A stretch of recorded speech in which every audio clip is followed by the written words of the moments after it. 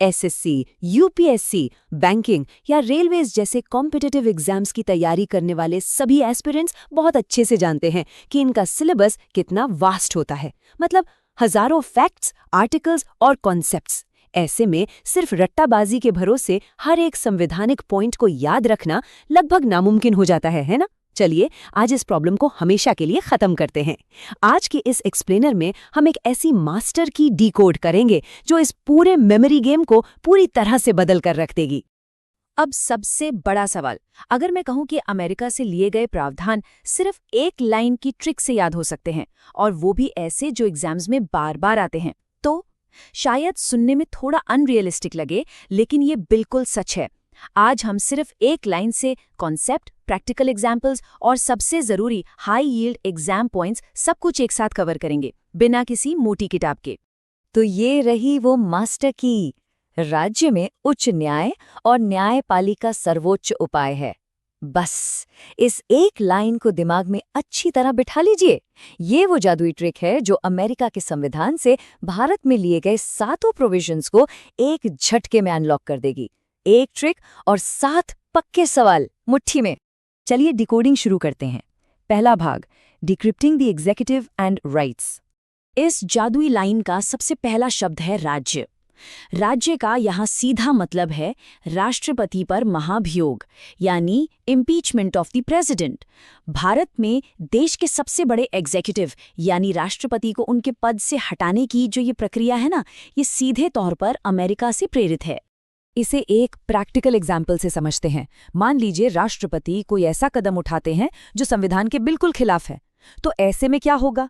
ऐसे हालात में पार्लियामेंट के पास पूरी पावर है कि वो महाअभियोग की प्रक्रिया शुरू कर सके। कॉन्स्टिट्यूशनल अकाउंटेबिलिटी भी तो कोई चीज है।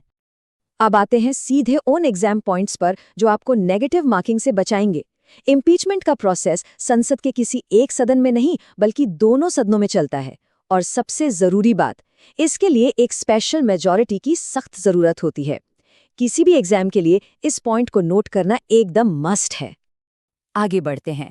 हमारा दूसरा शब्द है मे। मे शब्द से बनता है मौलिक अधिकार यानी फंडामेंटल राइट्स। ये आपके बेसिक ह्यूमन राइट्स हैं। मतलब सरकार भी इन्हें आपसे आसानी से छीन नहीं सकती। चाहे वो बोलने की आज़ादी हो या अपने धर्म को मानने की स्वतंत्रता, ये सारे कॉन्सेप्ट सीधे यूएसए से लिए गए हैं। और एग्जाम के लिए सबसे जरूरी नंबर, पार्ट 3, आर्टिकल्स 12 से 35।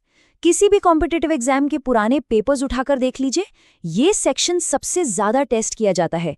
ये नंबर्स तो दिमाग में एकदम छप जाने चाहिए। अब चलते हैं दूसरे भाग की तरफ, the judiciary block, power and independence. हमारा तीसरा शब्द है उच्च। उच्च का अर्थ है हाई कोर्ट के जजों को हटाना। देखिए, जजों को हटाना कोई आसान काम नहीं है।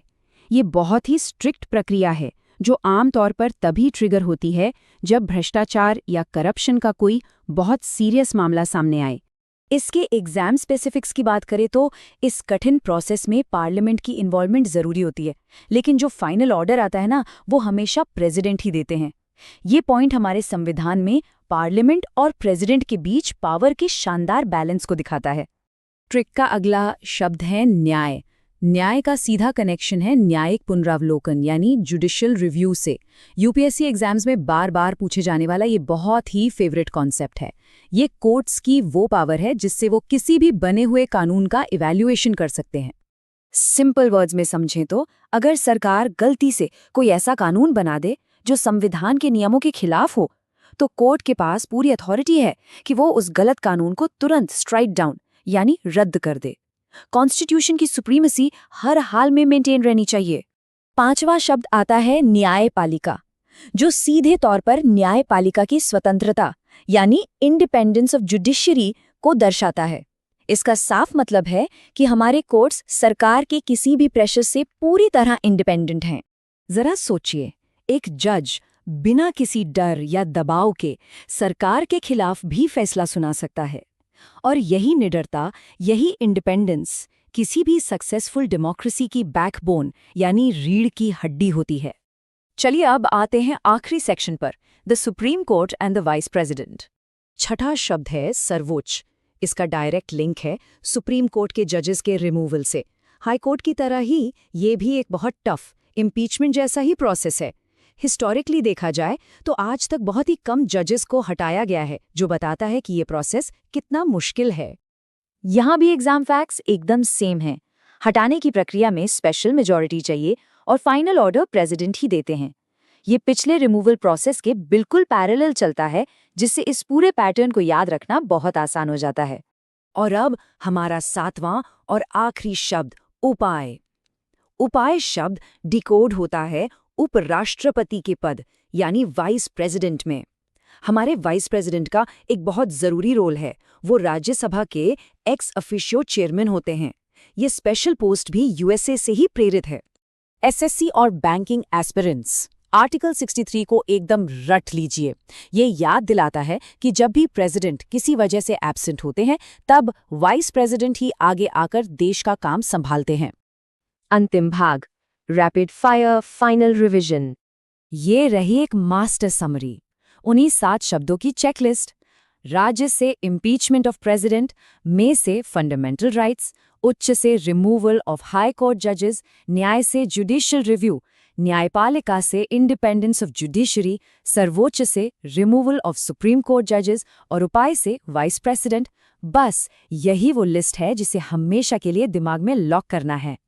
इस एक्सप्लेनर को खत्म करने से पहले सोचने के लिए चैलेंजिंग सवाल, अगर यूएसए से लिए गए ये प्रोविजंस कभी हमारे संविधान में अपनाए ही नहीं गए होते, तो आज भारत का लोकतंत्र कैसा दिखता? क्या हमारे पास ये बेसिक राइट्स होते? सोचेगा जरूर। और हाँ, अगर इस एक ट्रिक ने आपका ये पूरा टॉपिक क्लियर कर दिया है, तो वीडियो को लाइक करें और ऐसी ही किलर ट्रिक्स के लिए चैनल को सब्सक्राइब करना मत भूलना। अगली बार मिलेंगे एक और धमाकेदार कॉन्सेप्ट के साथ।